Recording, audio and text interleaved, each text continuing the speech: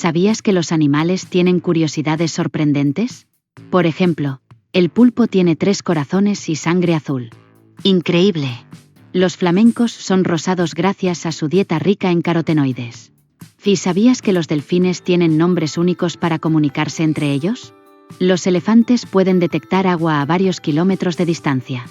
En el mundo de los insectos, las abejas pueden reconocer rostros humanos. Y los pájaros pueden ver más colores que los humanos.